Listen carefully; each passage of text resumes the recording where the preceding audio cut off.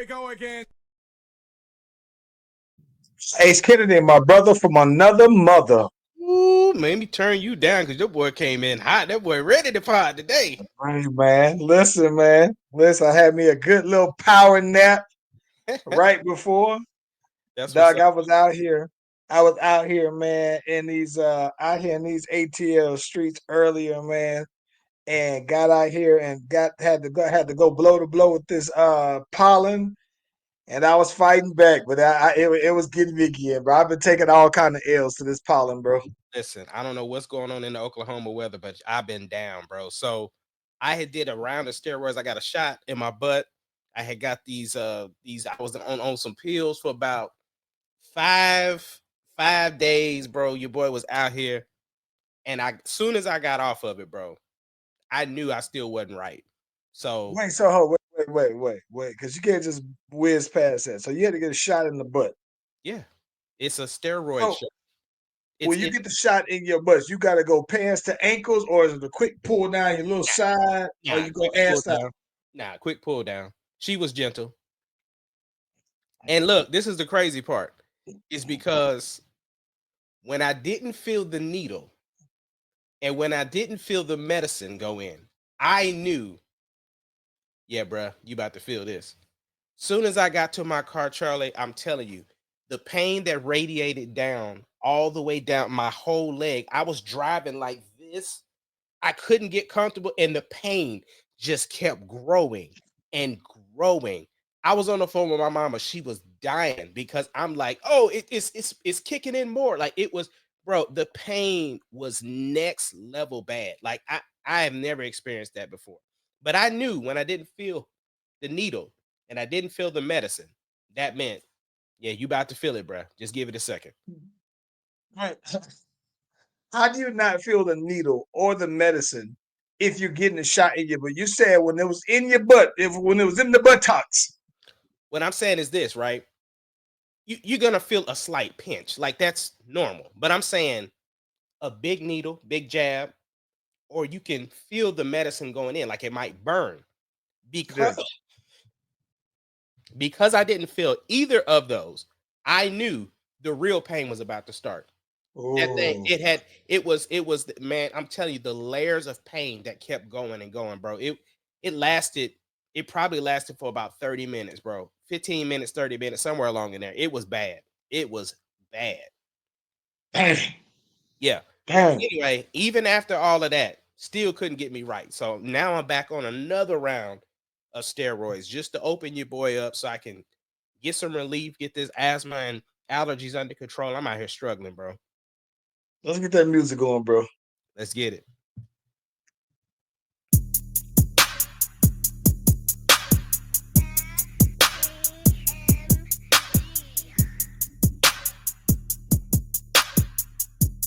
It doesn't matter what your name is. Brotherz podcast, the greatest podcast of all time. Brotherz podcast, the greatest podcast. If you smell what the rock.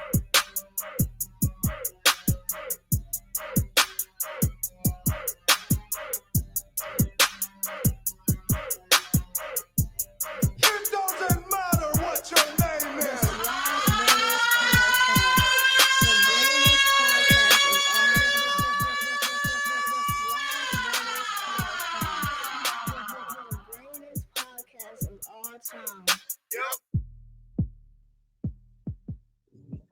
Hey, listen, if you haven't already, be sure to like and subscribe to the Slash Brothers YouTube and Facebook pages. We are live on both platforms at the same time. You click on the notification, you click on the bell, you get the heads up whenever your voice is doing anything. Ace Kennedy. Hey, so let me tell you one thing that was that's crazy. I don't know if I just mentioned this already, but I told you we had our last week. We had the highest pollen count in the history of the entire state, probably like 2 days ago. I swear it feels like it was worse than that today, right? And it's one of those where you wash the cars probably like last week. They just completely covered with the yellow dust as well. And it's so bad that it feels like once I go outside, I'm just like it feels like I could like it's like it's on my eyes, right? It feels like I feel like it's in my throat, right? This it's so heavy, bro. I'm just like, yo, I could totally see why certain people's like, I ain't even coming outside until the festering go down, bro. Let me ask you this: what allergy medicine do you take? I mean, you ain't got to give me specifics, but do you take allergy medicine? No, right now. So for me, and this is the crazy thing. It varies by the season, right? Last season it wasn't so bad. It was like I always get I always get light sinuses and then like this slightly itchy throat, and it kind of changes my voice. So when I record in the springtime, it's like it's like I'm limited to the kind of songs that I could typically do, right? So I take some Claritin and I try to take some Zyrtec between one of the two, and I figure out which one's working. This time I've been taking some Claritin and it has been working, but I haven't been out to get anything new. So what I've been doing is taking some Benadryl allergy medicine, and that's been cool. The only problem with that is that it's only 4 hours, right? So I'm taking it very frequently versus I like a daily, take it once and I'm out of there.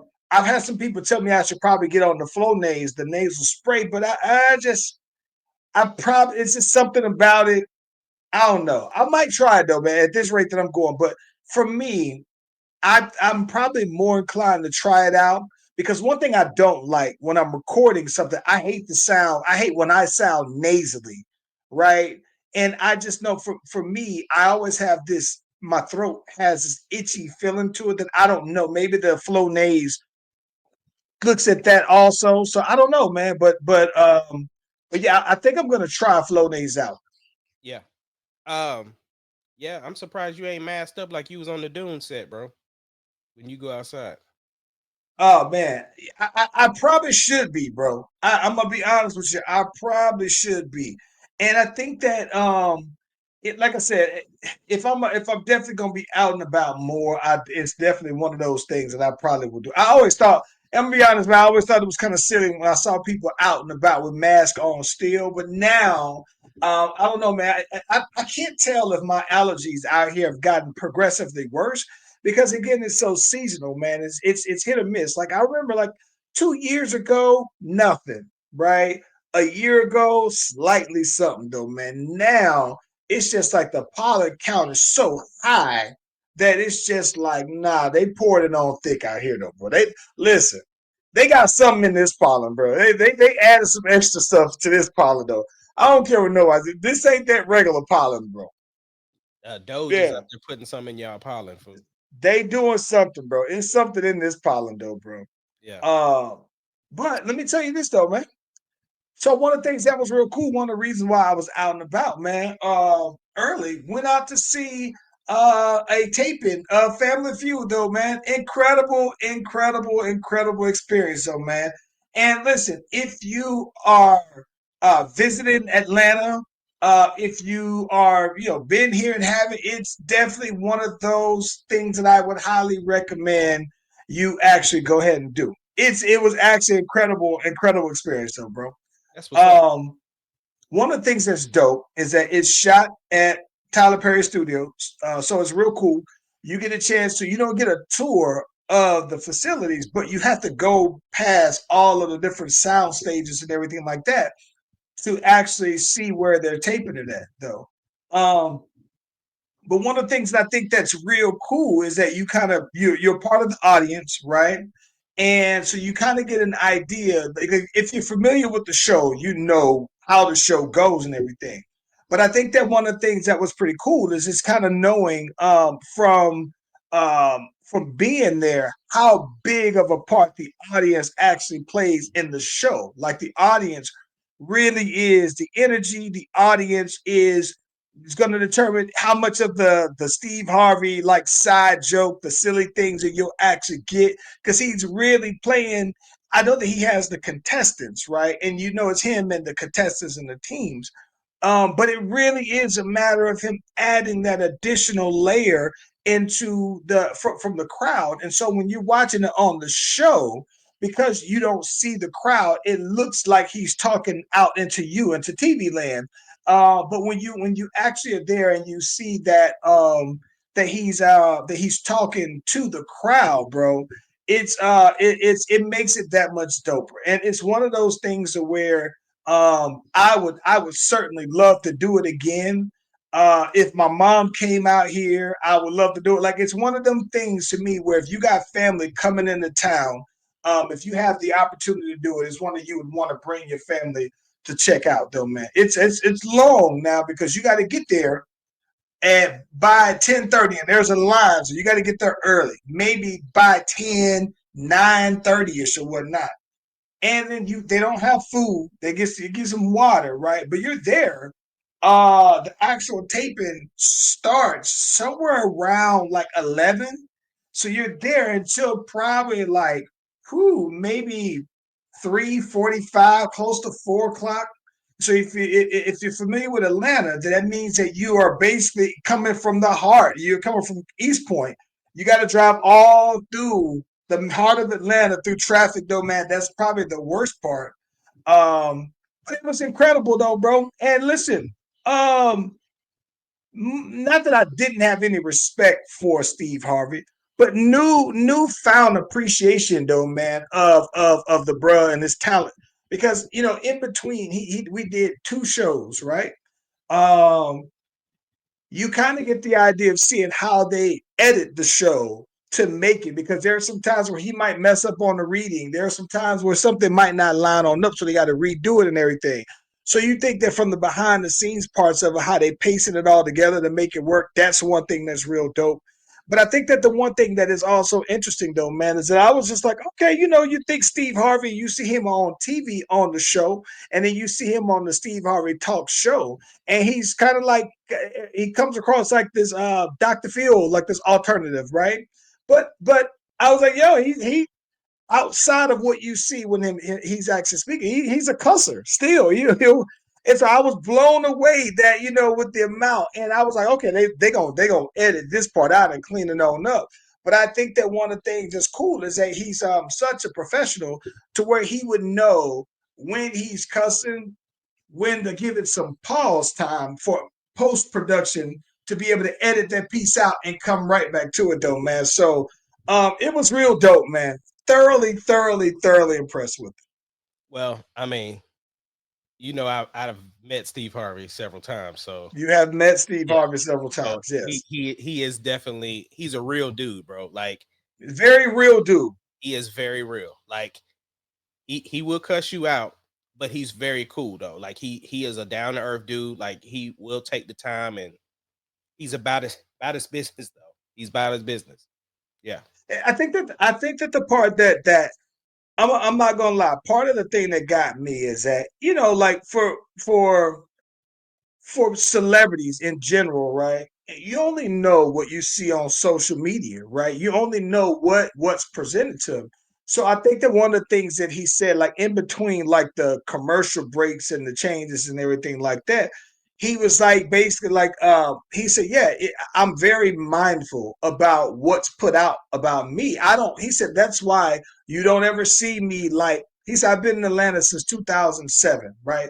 And you've never spotted me at a restaurant. You don't spot me at any events and everything like that, because I just don't want to give anybody any narratives, false narratives to put out there on me or whatever. And so he said, I don't. He told the story, man, about recently when they had the Beyonce concert. I think it was, I don't know if it was Cowboy Carter or which one it was.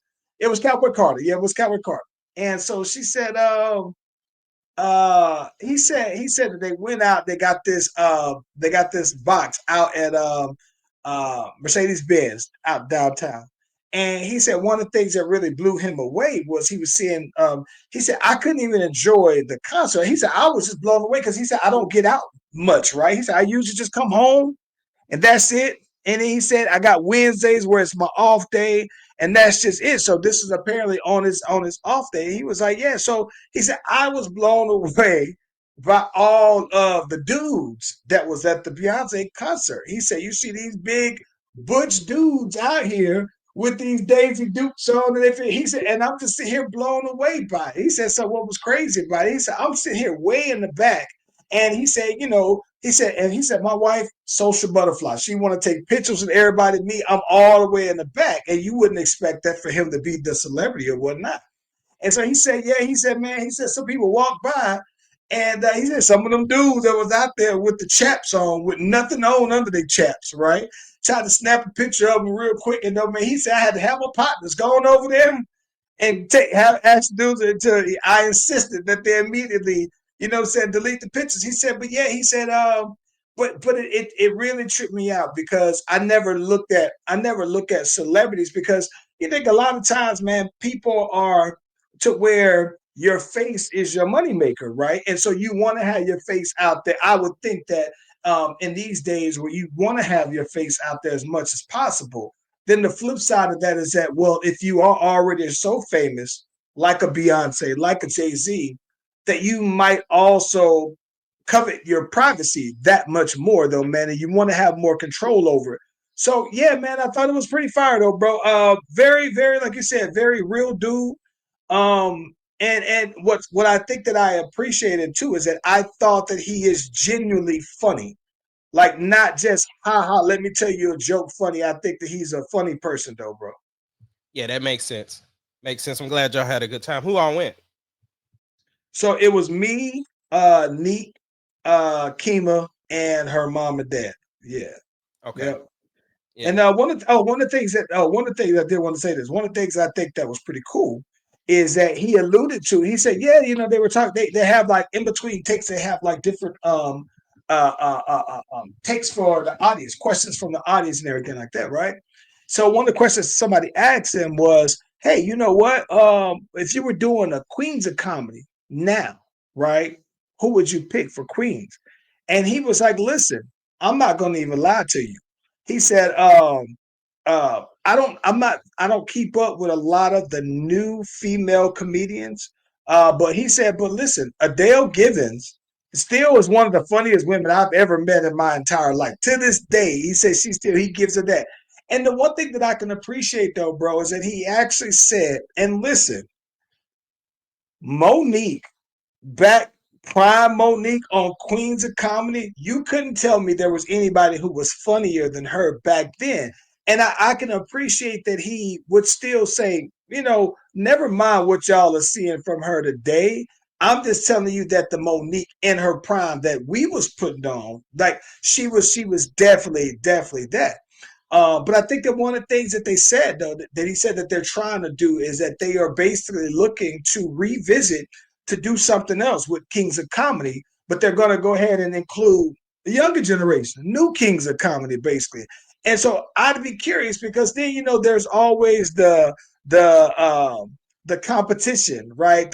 How do you determine who's the new Kings of Comedy? Because then you kind of get into that touchy thing though about the people who don't get picked. So it should be interesting though, man. I think what that would do is create more opportunity though, because then you would have the tour of the people who didn't make the cut, and then make them want to step up. It's everybody would eat off of that. It's the kind of the same way when Kings of Comedy came out.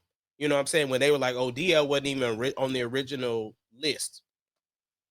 So, yeah, it would just create more opportunity, in my opinion.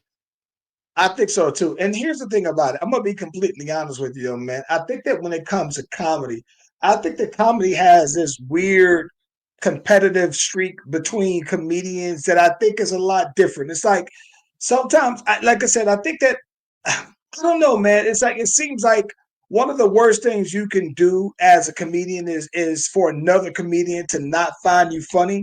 But then I think that the other part that as a fan, right?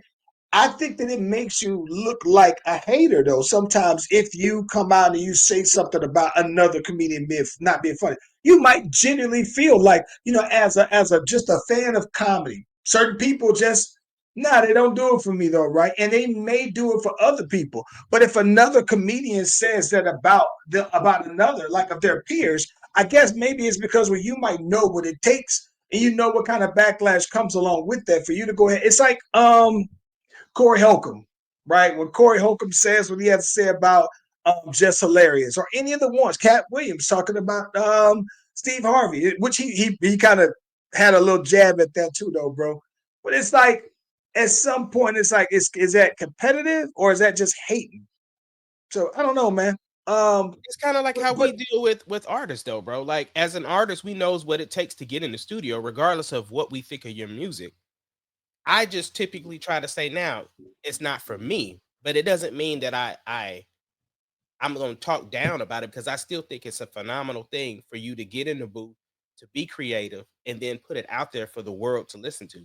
So I respect facts. everything that goes into it, but like I said, instead of me saying it's whack or it's trash, now to be funny, sometimes we might say that, but I'm talking about for real in real life. I just be like, nah, it ain't for me because I ain't even listened to the Playboy Cardi album, and I heard, and from your lips, it was it wasn't what you thought it might be. So we'll get into that a little bit later because we got to get to that yay talk. But before we do that though, did you have anything else on the Family Feud before we move on? No, well, listen, incredible time. Like I said, it's one of those things that the episode that we did this because they do so many tapings in advance. So this taping that we did was for the fall, right? And so that is so it might just we might forget all about it though, man. But yeah, incredible experience though, man. Like yeah, it being a part. And that's the other thing too. So what I didn't know as well is that there are other, and this may explain so much. But I didn't know that Tyler Perry's Sisters is filmed in front of a live studio audience as well. Because you can go there and you can go get tickets for that and be a part of the audience there. And while I don't think the audience necessarily is like it's like I don't think that the audience cheers. I've never watched it, but I know that when I went there, we saw other people who were getting dropped off. They do it, but they take you on a bus. This is one thing that's real cool. Very professional setup, logistics. They let you through. You in a parking area, they bus transport you so you don't have to walk all the way over to the thing, and then you sit there until you do it until you're there, and then they transport you back. Well, they also have the same thing for Sisters and probably some other ones as well, though, man. But so, man, shout out! It made me respect so much on another level as well, Tyler Perry, though, bro. Because when I'm there, all I'm sitting here thinking about are all the jobs. He basically bought, you know, basically he bought all of McPherson, and he still has some of the businesses that were there were still operational. So I think that like the VA office for veterans is still there. There's a credit union that's still there, and there are the businesses that were there. But I'm talking about, bro, when I actually sat there and was thinking about all of the jobs that he is responsible for, and just that place alone, one person, incredible though, man, incredible though. Kind of like what 50 is doing in Louisiana, though, right?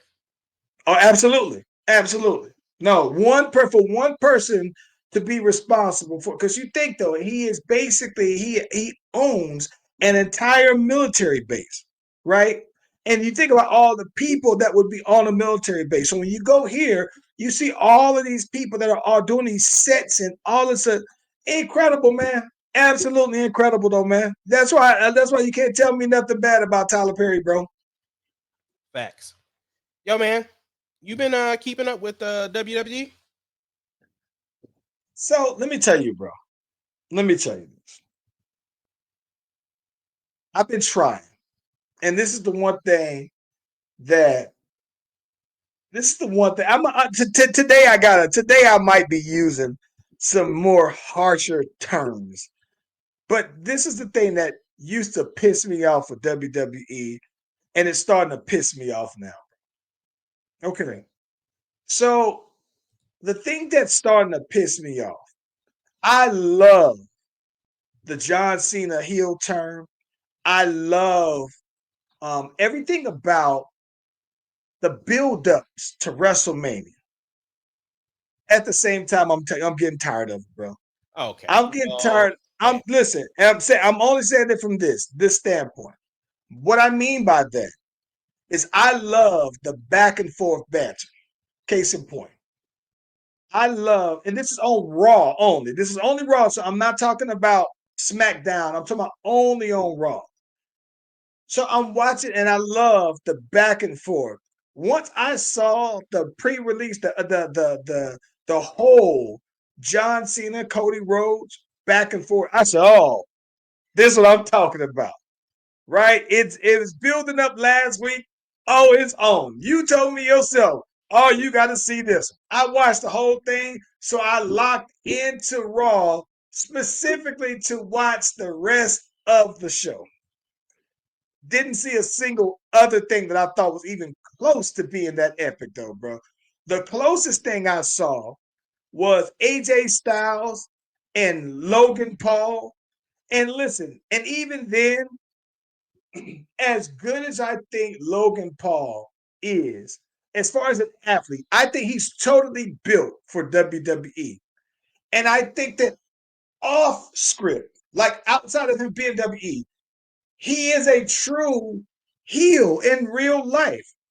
But with the mic in his hand, I was just like, no, I can't believe how unnatural it looks for someone who's naturally a villain to come across. Like it doesn't, everything about him seems unnecessarily forced, though, bro. And I don't know why. It should be like him, just effortless. And it makes me think it's maybe Jake Paul would be better for Okay, WWE. let me ask you this. This is such off a side note, but I just want, because you brought it up. Who's a better fit for WWE? Logan Paul or The Miz? So here's the thing. Okay, that's a great question. That is a great question. Because I think The Miz is a Hall of Famer, right? By all accounts, I think The Miz is a Hall of Famer. And I'll tell you the reason why. I think that The Miz is, to me, the quintessential cookie cutter mid Carter, right? To where he will stay relevant long enough. He's never injured, shows up, and you can count on the Miz to be the Miz every single time, regardless. He had the one championship run at the heavyweight. Every other time, he's only contended for mid title belts, right? But here's a crazy thing. I think that the Miz, when he's a heel, the Miz as a heel, and I don't think he's trying to do this, but the Miz as a heel is what Logan Paul is in real life, right? That I think what the Miz to me tries to do is come across like Logan Paul in real life, but Logan Paul doesn't come across like Logan Paul in real life when he's on the mic. Like, does that make sense? So you're basically saying that The Miz has better mic skills than The what? Miz has much better mic skills, but Logan Paul, that should be what he excels at, right? That's what he does off the camera, off the he. I just can't believe how unnatural he comes across, though, bro. I get that. Let's get back to this Cena and Cody promo, bro. For me, it's promo of the year, bro.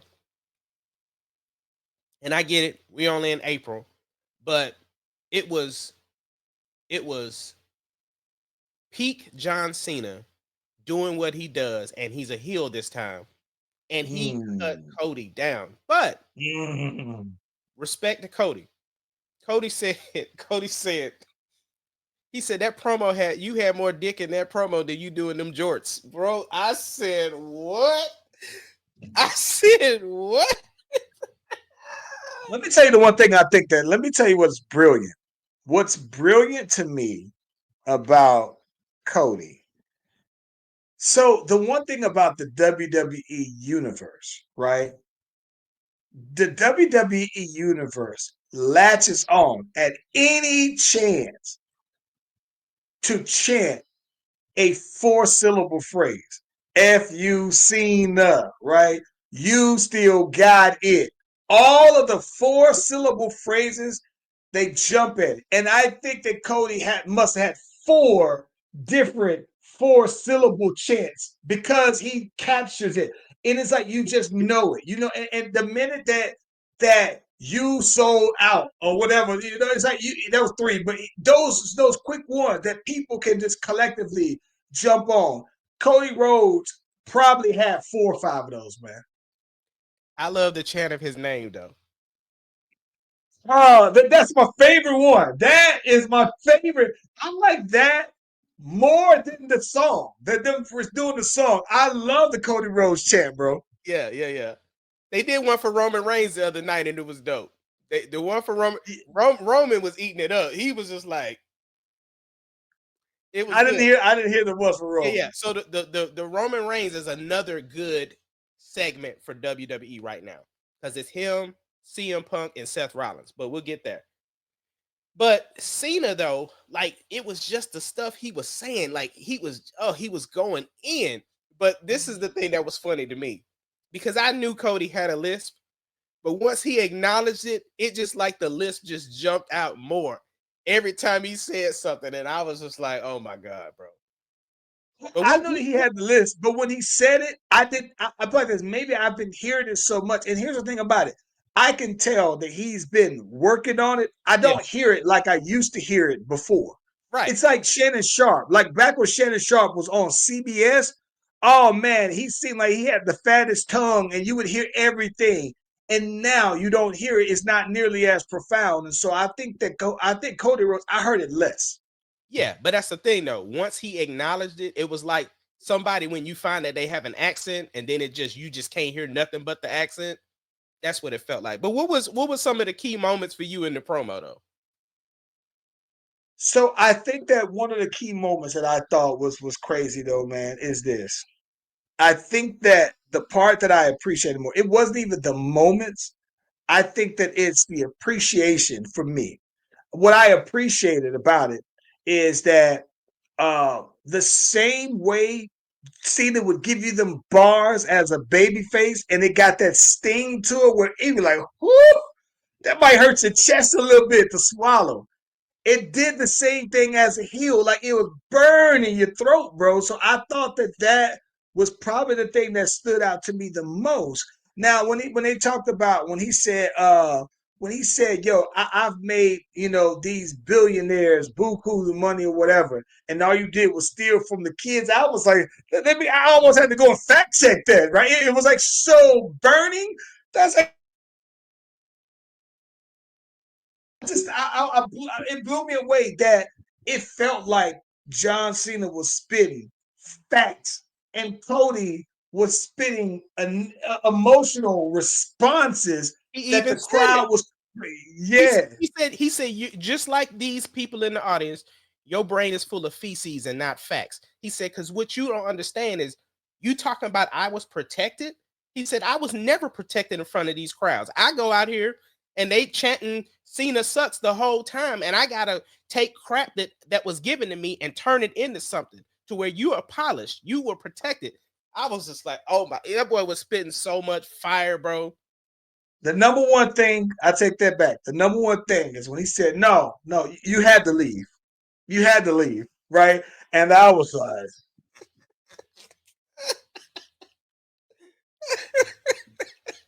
that was probably the number one thing to me because here's the thing about it. He had to leave, right? Like Yeah. he lived. You and I talk about that all the time. Like there are certain people who get stuck in mid card purgatory, and Cody Rhodes was probably on the low. He was like a step above Bo Dallas. Yeah. And that was essentially off of his dad's name. Like we can't do Right? you all the way dirty because your brother gave us gold dust and gave us so much. Your dad is he poured into people that are top stars now until he passed away. Do you ever think? Here's the thing about it. Do you ever think that Cody Rhodes was bigger than Aleister Black? No. Or even Do Randy you do Orton. you think? He was under Right Randy now, Orton. oh, listen, the Randy Orton ain't even listen. Randy Orton is Hall of Fame, so I'm not going to even start to talk about Randy. I'm just talking about people who I think are mid carders. Yeah. Do you think that he was ever bigger than Rusev? No. The Miz. No. Not the Miz. I'm talking about people who I think were really. Now, Do now, you now, ever think that now, he now, was? let me don't He get me wasn't wrong. ever big. Oh, I got one. Do you ever think he was bigger than Elias? Elias had a bigger gimmick. to where the crowd responded to it, but Cody could always wrestle. And that was I know that, but listen That's what I'm true. saying. That's important though, because that was again a bar, right? Where he was like, at least when I was doing what I was doing, nobody ever said you can't wrestle. You know what I'm saying? And that stuck in my head because it's like I used to mess with Cody about his boots because he ain't wear knee pads. I said, And he so had the short boots. yes. So for me though, that's the thing though. Cody's always been able to wrestle. He's like no matter what gimmick he did, whether when he had the face mask, the bag over the face, the ugly mustache, The dashing Cody Rhodes. the Stardust, where he had Miz down. I mean, no, didn't he have a program with Miz down or Damian Sandow? Maybe, but listen, maybe, but now that you mentioned him, I don't think that he was ever bigger than Damian Sandow. Like I'm talking about just in terms of popularity. You knew he could wrestle, but in terms of him just being popular, he never had the No, he connection didn't. to crowds like that. No, he did. He did not. He didn't pop. But I will say that Cody's always been Cody, no matter what they gave him, right? But you didn't see him as what he is now. He had to leave, bet on himself, establish himself, create a new company, build himself over there, come back and made himself a household name. Absolutely did that. Yeah, no, that's no doubt. But I just, like I said, I never remember, and that's the part that I think that to me of all of the ones had to burn the most because regardless of how much, even when he said they never said I couldn't wrestle, yeah, it doesn't matter. There were a lot of guys who could wrestle who didn't connect. Shelton Benjamin, nobody ever said he couldn't wrestle, but he was mid card forever. Man, listen. The other thing that I thought was dope what Cena said, he said, I don't care who they put in this ring in front of me. Nobody could touch me on the mic or could be like, you could say I had the same 5 moves, but you couldn't get over more than me. Like I did this.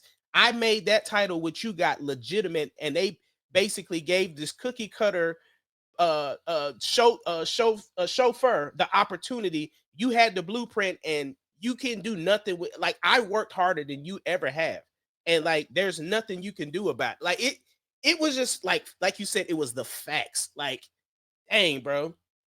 So I don't know. I watched it twice already because I'm just like, it was so dope to me. I watched it twice and I saw it the live when it actually came on, and I was blown away though, man. Yeah, I was blown away by the facts though, bro. But it had some burn to it though, bro. That thing was a hard one to swallow though, bro. Yeah, both of them. I give props to Cody too, because he was like, most people are scared of you on the mic, but I'm not. Like I was just like, I was just like, that's so good. Like he embraced everything that he said, but you can tell why WWE has him as the champion right now. Like, you know, even the stuff he said about, like, he said, bro, don't act like you left the WWE in good hands when you left and went to Hollywood. And he was like, and let's just keep it real. You the one that sold out to The Rock. Like, and he could have went so much further with that because he was so against the, like, Dwayne Johnson in real life for leaving WWE to go do Hollywood, and he's doing the exact same thing. Like, he could have leaned into that. So that's why that stuff has so much sting. Like, I'm telling you, bro, if you could just pick apart, like, just like, I love listening because I wanted to watch the Busted Open podcast because I like listening to Bubba Ray Dudley because he's so into it, because he is like still a wrestler. And then you got Dave over there who's a super duper fan, and he's a super duper fan of Cody. But the fact that how he was breaking down the promo, he was like, bro, you're not even paying attention to how John Cena looked a certain way. Like, again, talking about how comedians look at other comedians and know how they write and stuff like that. So to see Bully just lean into that Cena promo, I'm just telling you, bro, if you just break down each layer of the stuff that they were saying, that promo was epic, bro. I think so. Really hyped me up. I'm like ready to, because I think this was the last appearance John Cena will make before WWE for WrestleMania. I'm sure they'll have him like come before the Raw before WrestleMania or something like that to give it that extra hype. But yeah, I'm just telling I you, don't have to say. Listen, I'm gonna be honest. Like the things that so this is the thing that I'm starting to get pissed off about. Like, okay, I get it. He's gonna wrestle. They finally had this conversation, this level of conversation. All right, cool. All right, Jay Uso. He's been going back and forth with your boy for so long, and I'm over that. Like, I guess maybe to me, it's like because WrestleMania's when? April. It should be coming up real soon. Like, if not this So weekend, next weekend. okay, so this is my thing. Just look it up. Keep talking. I would have wanted to have seen them do this episode in a week, right? For Jay Uso. It's like the timing of it. To me, it's like, all right, I've been seeing you almost. And it's just like, if you got another week, then how you gonna top this before the actual thing though, bro? So I don't know, man. Well, I think you gotta have Cena do Cody in, because my thing is right, like, yeah, you gotta have some get back. yeah, you gotta have some. It's April 19th. And this is what I'm saying. You know what I wouldn't mind doing? I wouldn't mind seeing him like do something like where it's dirty. Like dirty. That's what I wouldn't mind seeing him do. Like if he go and kick him in the balls again, I wouldn't mind that. I wouldn't mind him hitting him in the back of the head with the belt. Something like that. You know what I'm saying? Like it gotta be Ric Flair dirty though, bro. But I guess the way that they're looking at it is the dirty part was when Cena kicked him in the nuts to begin with. It's not and enough. Travis Scott busting his eardrum. It's not enough. Here's what I need to see. Because if you're gonna be a heel, you gotta go all in with the heel. So to me, you can even bring Travis Scott back out. Let Cody get his get back on Travis Scott, right? And then John Cena get him from the back of the head with the belt, bro. But he got to get some get back after just because the last time you see him, he out here laid back from the crossroads. Like, nah, bro. Okay, two things. Did you hear the part in the promo where the crowd actually started rooting for Cena? Yes, I did see that. No Cena sucks. It was Cena. Yeah. So let me ask you Yeah. this. Can Cena do any of his traditional moves in the match? I think he's gonna have to. Well, I'm just saying though, if you're having him as a heel, right? People pop for the 5-finger shuffle. They pop for now, like the Oh, what if he do the 5-finger shuffle and flip him off? yeah, that'll work. He's gonna have to, because in the end, if this is the last dance, you gotta have him go out being authentically him though. So I think you still have to do it though. Yeah, I think so. Okay, last question and we can move on. Who do you think is gonna win? Because before you answer, this is why I say that. Because you could let Cena get his 17 and take that belt, because it could be a setup to bring a brand new belt in, right? This could be the setup for a brand new belt. Or it could be the passing of the torch. And my thing is that this isn't Cena's last match. This is Cena's last WrestleMania. So there would still be time to, I guess, have a rematch or something. I don't know. It's what I'm saying is they're doing a very good job where I can't tell the business. And that's what part I'm excited about. I think that okay.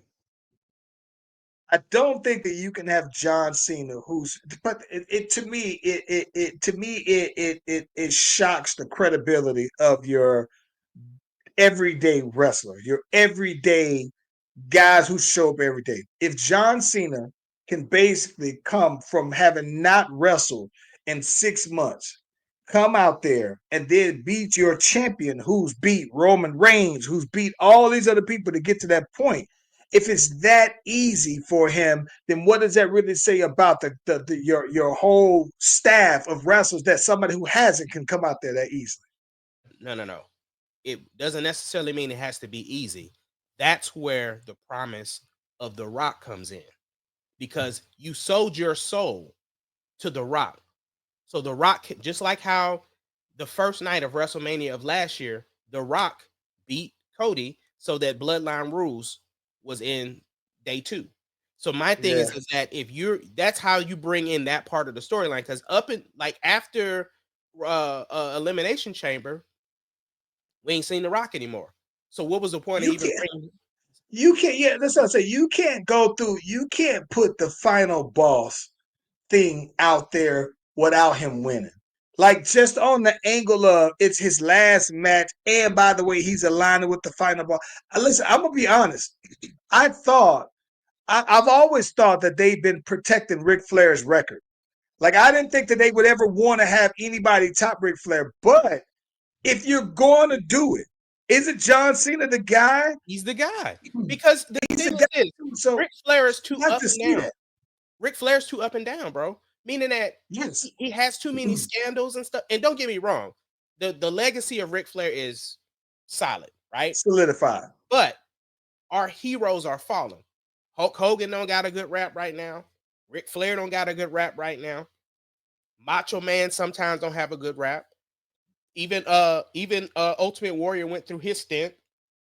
Brett left the Hey, company Macho on the, Man dead? yeah. Okay. Bret Hart didn't have a good when he didn't leave well as a wrestler. You know what I'm Right. saying? So what I'm saying is all of the heroes were finding out too much information about them. And then even Undertaker, even though Undertaker didn't have any scandals or anything, the gimmick has moved away. Now it's Mark Calloway. You know what I'm saying? Yeah. Yeah. So Cena has constantly been the same. And even as a heel, his values of everything is still the same. He's just now putting the onus back on the crowd. So If it would you be the listen, he would be the person because I was gonna say the only other person is Randy Orton. And I just don't think that Randy Orton is. I think that there's levels. Randy Orton is probably one of my personal favorite wrestlers. yeah. But I'm talking about in the sense of the WWE universe. He's not nowhere near of John Cena's caliber, right? And I listen. I honestly think that John Cena is a Mount Rushmore wrestler, right? And so I think that because, like, to me, he is a peer of The Rock. He's a peer of Stone Cold. He's a peer of Triple H. He's a peer of Shawn Michaels, The Undertaker, Hulk Hogan. He is one of them guys, though, right? And so even for all intents and purposes of this argument, he is an equal to Ric Flair to me, though, bro.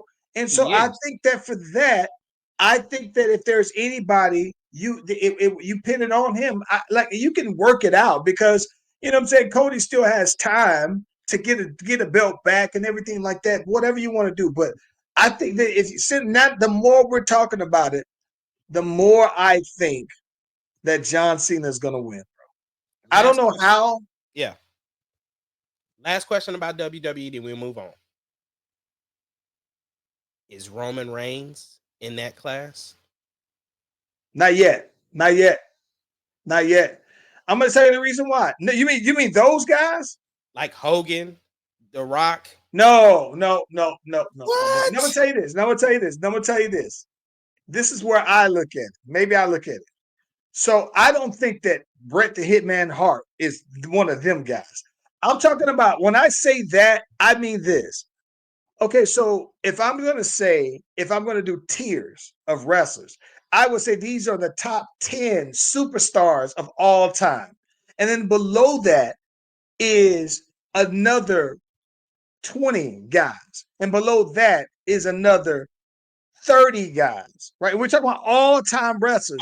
Yeah, I So get it. let's, It's almost yeah. like how we talk about the top 75 NBA players. I get it. Yes. So I think that, but then it's but top 10, I don't think that Roman Reigns is a top 10 all-time wrestler. I do think that he might be, you know the reason, okay, so you know the reason why I don't think this is the reason why I got it. I got it.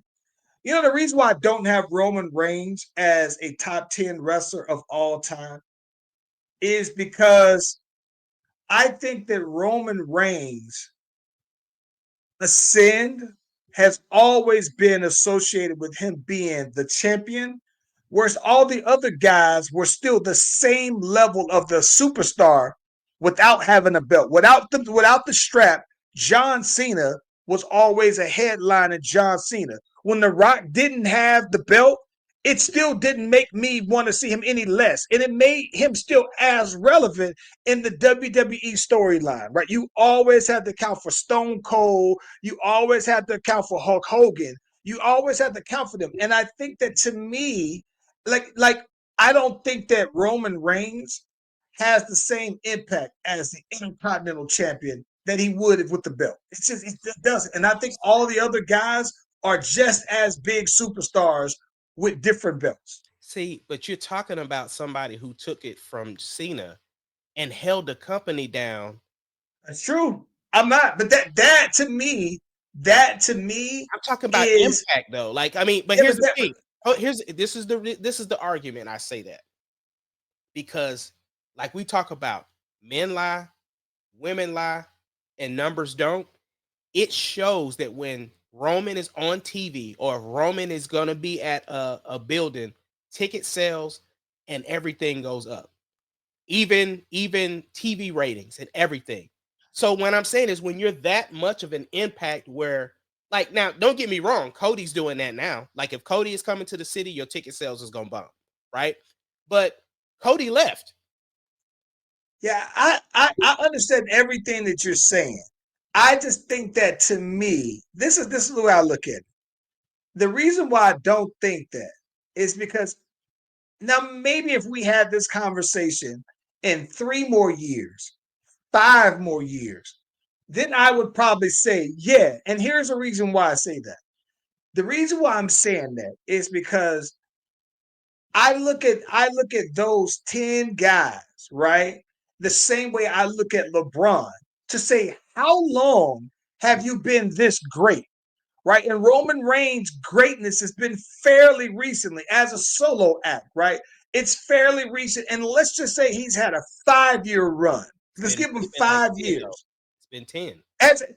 I don't think that he's been, I think that he's been punches. I think he's been one of the guys for So a first you 5. credit him. The guy for 10. You're for crediting 5. him when he came with the teeth, which was right after COVID.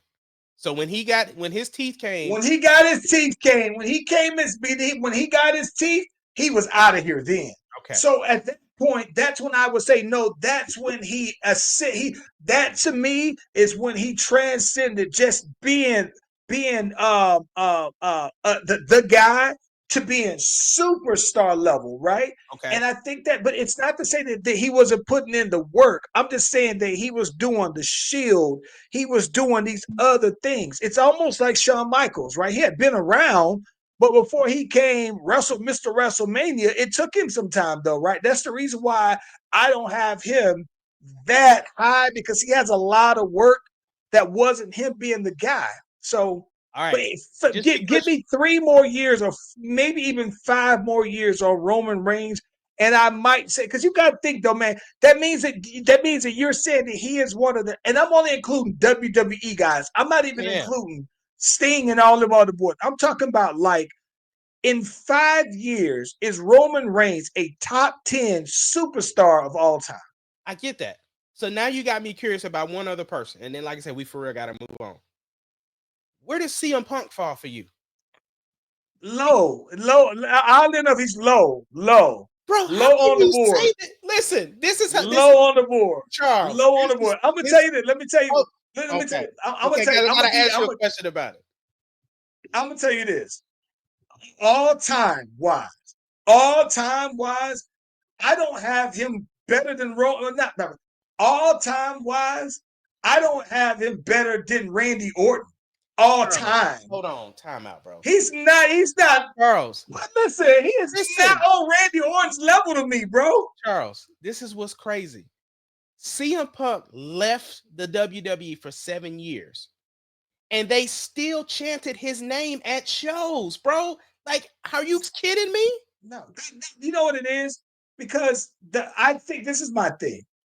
Because he left when he was at his hottest. So that was the last thing you remembered about him. For 7 years? Yeah, but you can't listen. You know what? This is just my personal opinion. This is just my personal opinion.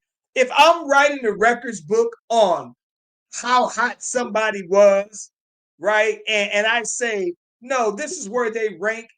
He would be somewhere within 5 wrestlers. Either it's 5 above or 5 below Chris Jericho.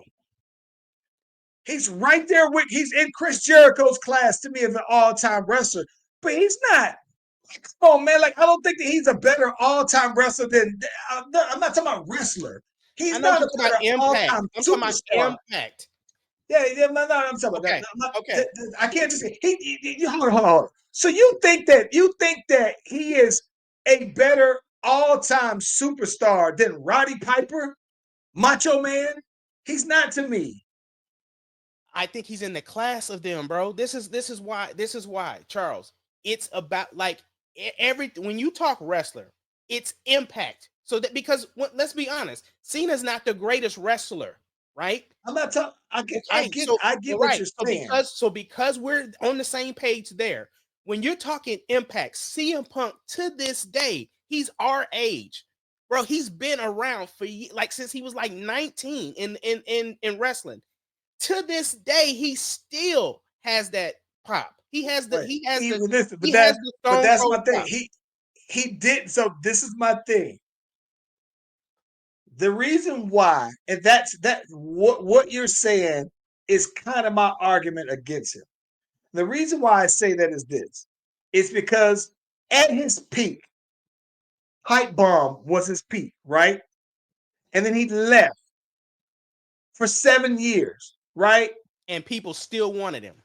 Okay, but I'm not talking about what people wanted. I get that, right? People still wanted him, but he was gone for 7 years. He had a failed AEW experience and a failed MMA experience, and people still wanted him because when he left, what they remember was Pipe Bomb CM Punk. But what I still think is that it took him a while building up to be Pipe Bomb CM Punk. So then you got it would be like if Roman Reigns left before he got his teeth. No. Like, it's not the same to me. See, but that's where I think we disagree because you look at him as Pipe Bomb CM Punk being his peak, and that wasn't the case. CM Punk, hold the on, superstar. but that's the thing. CM Punk did the Cody, right? Where it's like CM Punk knew CM Punk was the ECW guy, right? And of course, we know WWE acquired WCW, ECW, all of that. When he got the WWE, Vince, he was not a Vince guy.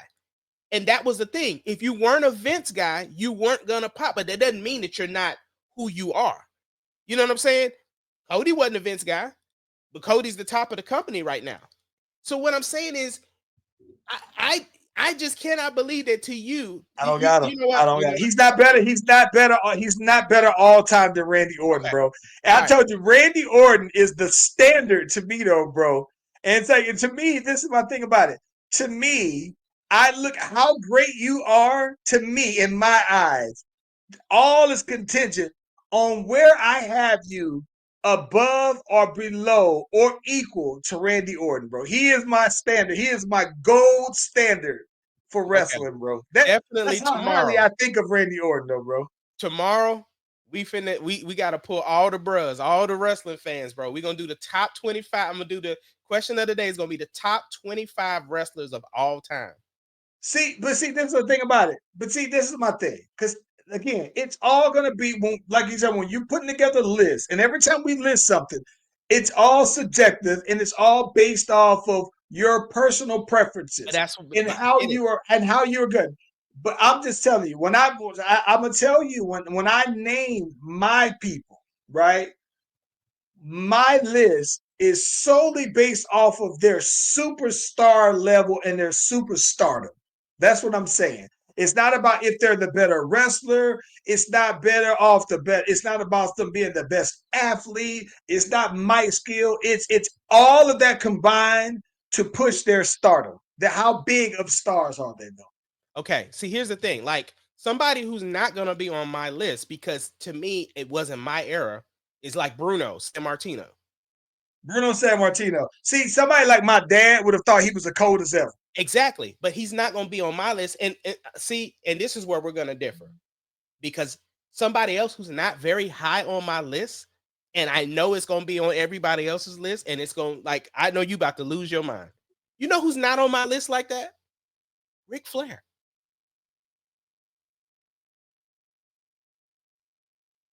Now, don't get me wrong. I know that Ric Flair is a top guy. Like we don't have what we have in wrestling without Ric Flair. But Ric Flair was never one of my guys. Let me tell you this. Let me tell you this. Before you get to disrespecting and saying anything that can be perceived as disrespectful to Ric Flair, bro. That's it. That's all I was gonna say. I don't have Ric Flair number one. He might listen. Let me stop. Ric Flair might be number one all time on my list. See, Hogan and I'm gonna tell you this for me. No, he's not number one. But Ric Flair might be, and I'm gonna tell you the reason why. Because to me, Ric Flair set the precedent on the importance of mic skills when it comes to that. So you can't cut. So the wrestling and all that stuff aside, about impact. you can't even begin. There are probably only can't even think of but maybe 2 or 3 promos that somebody has cut that's better than anyone that Ric Flair's done, bro. So, but just on that alone, and the impact of that aspect of wrestling, Ric Flair is not even a gold standard. It's like a diamond standard. There's nobody. I don't think that there's Ric Flair, and then there's John Cena, The Rock. Those 2, 3 tied, and then Stone Cold. I get it. That's what I'm saying. But that's what I'm saying. We got to do the list, bro. And we got to get Chris involved. Like, I need all my wrestling fans to come through tomorrow for the question of the day. I want to see people's top 25 lists of wrestlers of all time on what they listed. And I'm gonna say in the description, this includes impact, wrestling ability, mic skills, like everything that you think, whatever you think is in your list, like your subjective list. That's what I want to see. Oh my gosh. But this be right in time for WrestleMania, bro. Yeah. All right, bro. Let's get into it, man. The last topic of the day. 2 of our unfavorite people got together and Kanye West, aka Ye, or whatever he's calling himself these days, had an interview, if that's what you want to call it. He had couldn't even say a sit down. He had a stand up with Akademiks. And what I will say, as much as I give crap about Akademiks, I will say I respected how he tried to ask as many questions as he could, because obviously Ye just had something on his brain that he wanted to get off. But he met him where he wanted to meet him. He set up how he wanted to set up. He had the shot never stopped. So you just got the full range of everything. So there was nothing cut out. But then the antics, of course, started, because as soon as he walked in, Ye went in the back and put on his leather black KKK outfit and did the interview in the outfit the whole time. And it was a range of topics, from his, what he feels about Jay-Z right now, what he feels about Ty Dolla $ign right now, what he feels about Playboi Carti, what he feels about Kim, what he feels about not having control of being able to do creatively what he wants to do with his kids, how big he think he is in music, what he think he is, his relationship with Diddy, his relationship with how the industry is doing stuff, the stuff about Jewish people, anything that we've heard from Kanye in the past, we got to hear his full thought process behind it. You didn't really hear anything new. If you've heard him say one thing, you've heard him say stuff a million times. So there wasn't really nothing, no new bombshells in the interview. But I did want, my thing is that every time I've heard Kanye, people have always given him the pass, or not necessarily given him the pass, but tried to help him out by saying, oh, he's having a mental episode, or he's having mental health issues. I don't think that at all. I literally think that's exactly how he feels, and that's how he thinks. What say you, bro? Well, listen, man. I told you that there are some times on this particular episode where I would have to be a little bit more harsher with my choice of words than other times. Than what we try to do on this show. We try to make sure this is a family show. Bro, fuck Kanye West, bro. Fuck Kanye West. That's what I think, bro. I think fuck Kanye West. I think fuck everything that Kanye West is about. Fuck everything that he tries to stand for. Fuck everything that he says these days. Fuck everything that he believes. I have no space in my head left to dedicate to anything Kanye West related, though, bro. Because this is my thing that I listen musically. This is what I look at. There's a point where I think that you and I always will say, I can separate the man from the music, right? And I can just be a fan of his music and not necessarily be a fan of the man. Well, here's the thing that's for me with Kanye West specific. I used to be a huge Kanye West fan. Huge Kanye West fan. Kanye West musically lost me after Twisted Dark Fantasy. That was my last time rocking with Kanye West real heavy, right? After that, he went way left field. And maybe Donda is when I kind of thought it was kind of cool.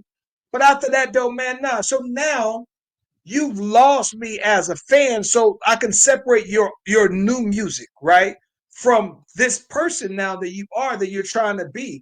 And listen, I think in the end, I've always maintained, right, that everything about Kanye West was about jealousy. It was always about the minute that somebody else got a bigger spotlight than him. I just think that Kanye West is the kind of person where if he would be you would say, Kanye, you are a genius. And he'd be like, oh, I know. You just don't understand how much of a genius I am. He's like that kind of person, though, bro. And I just think that, bro, I don't have, like, my thing is that I'm off. I'm off that. I'm completely off Kanye West. And it's hard for me to say, given how big of a fan I used to be of him. I never would have guessed that the Kanye West that I was a fan of would have transformed into this kind of person who now has to rely on these kind of antics because your music ain't popping like it used to be. Now, granted, he still has some very faithful followers and he still has some people who will follow his wave. And he'll still have some people that creatively will latch on to some of the things that he's about. His fashion, people will latch on to. The music that he put out, some people will. It ain't for me. His music ain't for me no more. His creative vision ain't for me no more. Nothing about Kanye West is for me. So fuck Kanye West and what he's talking about, bro. That's what I think about him. I respect it, bro. I think, like I said, I watched the interview because, like I said, I was tired of getting hearsay stuff. I wanted to hear him say it. So, but his messaging hasn't changed in the last 5 years. Like when he backtracks, it's like he honestly, like you said, he's jealous. He even said it in the interview. He's jealous. He's jealous of Kendrick Lamar. He has this love-hate relationship with Drake. Like anybody that's popping more than him, because he was definitely upset his verses got removed off of stuff. He was mad that he got it. Oh, wait. He was mad that his verse got removed from Playboi Carti's album. You didn't listen to Playboi Carti's album. Can't listen. I've never listened to Playboi Carti's music ever in my life. Ever in my life. Landon had to tell me, though, he was the one who did the Millie Rock song. I didn't know that was him, right? Because he said in New York, I'm Millie Rock. So I thought that it was a New York artist, basically, though. And I had to kind of find out down the road that he used to be associated with ASAP Mob and everything like that, which, I do like ASAP Rocky. I listened to this Playboi Carti. It's all skips for me. And I just thought there's no way that Kanye is mad that his album, that his verse got removed from an all skip. I'm talking about, listen. Yeah, but he almost made me skip the songs. I'm a Kendrick Lamar fan. I saw Kendrick was on it, so I said, "Oh, let me listen to the Kendrick verses." Then at least I almost skipped Kendrick. I almost didn't make it, bro. Get out my face, bro. Like, nah, that ain't the album for you to be bringing up, bro. Like, get gone. That ain't the one. Playboi Carti is getting the love. So again, it's shine that is taken off of Kanye. That's what it is, bro. This is the thing I think that's crazy. And maybe this is where you and I talked about this early when I mentioned from a comedian talking about another comedian's style and music and that. I listened to the Playboy Cardi album myself because I wanted to see there was this big anticipation about his album that was coming. I heard a lot of people that was talking about his old music. And so I actually went back, tried to listen to a couple of songs, and I was like, let me just wait until the whole thing came out. I listened to this new project and it was all skips. I went back and listened to the previous Cardi. It was all skips for me. And it's my thing is that yeah, there are some good elements about it, right? It's some dope 808s on it. The production is pretty fresh. I mean, it sounds very much like so a lot of the modern like this particular genre of young rappers though, bro. But I don't get it though, bro. And I don't get why Kanye would just be mad that his verse wasn't on there. I mean, I guess maybe It's you did all the because work. I mean that, and it's like because his verses were removed. Like that's It's a so slap in me the face thing. exactly. Like Nah, you took my verses off. Like, are you kidding? Like, I granted you the opportunity to have me on your project, and you gonna take me off? Like, are you kidding me? So I mean, now listen. This is the thing, though. This is the thing that's saddening to me, right? Is that I think that this. Let me tell you this though, bro. This is the thing that really pissed me off the most. When I saw him talk about Virgil and they was asking him about that, right? And this is the thing that really pissed me off is because I always hear people speak glowingly about Virgil, especially after he passed away. I hear all these people talk about how much of a brother he was. And that makes me mad that I hear so many people say that, like use the term brother so loosely, right? To, oh, yeah, that's my brother. Oh, that's my brother. And I know if you be like, oh, that's my man. That's my, we kick it when I'm in town or whatever, whatever. But I always hear people speak very highly about Virgil, though, bro. And so my thing is that if that's your brother, like you say he is, then you and Kanye need to have a conversation. And not even that conversation. You owe me a quick 5 minutes, so bro, and we can run that fade. What the little Joe the plumber do? Always run a fade with anybody? Because here's my thing about it though, Ace. I call you my brother because you my brother to me. Randy is my brother, right? Mel is my brother. You know what I'm saying? Ben is my brother. Courtney is my brother. You know what I'm saying? Damien is my brother. These are people who we don't. Chad is my brother. So I'm not gonna let you sit here and say that about somebody who's my brother without me having to have a conversation with you. And that conversation got to have some physicality. At that point, you got to prove me that you tough enough to say them things about my guy. So that's my. I didn't see nobody say that. Like somebody to me has to be like, oh yeah, that's on site worthy type of conversations though, bro. that's the So thing that don't. you don't even. That's the thing. He's never in a place where you can touch him now, and he don't even run the security or whatever. That's the crazy part. No, listen, bro. I just think even more than anything, a lot of the stuff I can understand that he might say for shock value, right? But the stuff that he already said about Jay-Z and his kids, you can't unsay that. Like you can't. It's out there. You can't put the toothpaste back in the pack now. It's out there, right? You said it. So regardless of whatever reason we fell out, if there was any potential for us to reconcile, that's more than set to set. Not only that, I gotta put them paws on you there though, bro. So that's one thing. You talking about my kids, but then you talking about the dead homies like that. Not my dead homie, my dead brother, like everybody calls Virgil their brother though, bro. So nah, bro, that's what I said. If you're Kanye West, I think that it's pitiful, bro, that that all you have left, right, are the antics. When if you're what you say you are, then your talents should be speaking for that. Your talent should garner the attention that you say that you're so creative that everybody can't help but gravitate to you. So that no matter what everybody else got going on, that you are so much better than everybody else that it should just speak for itself. And I understand that every once in a while you do some little things that might be attention grabbing and everything. But if all you have to keep your spotlight on is these attention-seeking antics, though, bro. It's like you don't understand how much you've fallen from grace. That's what you need to be known. That's what keep you in the headlines now, bro. The swastika on your shirt. That's what you're known for now because nobody knows you for what your talents actually are for.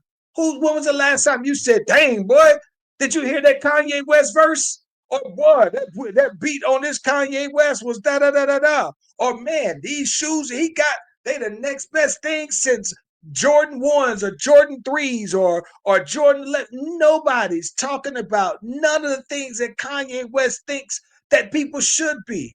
And it's just because all of the antics to me has completely overshadowed everything. All of the creative talents that he have. And it's like it's disgusting to watch though, bro. And again, I don't think that it's a mental thing. I think that that's what he needs. He craves the attention. That's how he powers up his battery. It's not about the talent, and it's not about what a message comes from or from his talents or none of that though, bro. It's just I like all the attention on me. And so in order for me to keep the attention on me off of everybody else, I'm going to go ahead and do these outlandish things, though, bro. It's disgusting to watch. That the Kanye that I really like. Nah, go on, bro. Get out of my face. Yeah, he definitely. Fuck. Yeah, he definitely has fallen off, bro. And it's fuck Kanye West, bro. And he really does think he's like, he thinks he is a prophet. He thinks he is God, bro. But look, man, get out of my face. This is the Slash Brothers podcast. We thank y'all for hanging out with us even longer than we typically do. You know, from ATL to OKC.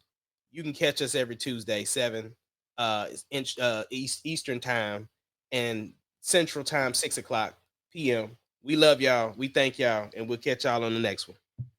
Fuck that boy Kanye, man.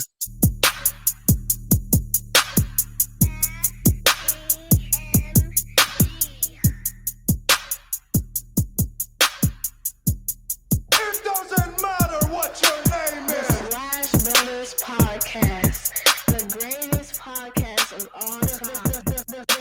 The Slash Brothers Podcast, the greatest podcast. Can you dig of it, all time. sucker?